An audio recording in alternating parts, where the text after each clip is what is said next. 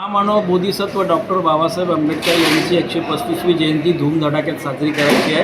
गेल्या 28 वर्षापासून एकता रॅली हे काम इथे करते आहे। जातीय सलोखा निर्माण करण्याचं काम करते, राष्ट्रीय एकात्मतेला प्राधान्य देते।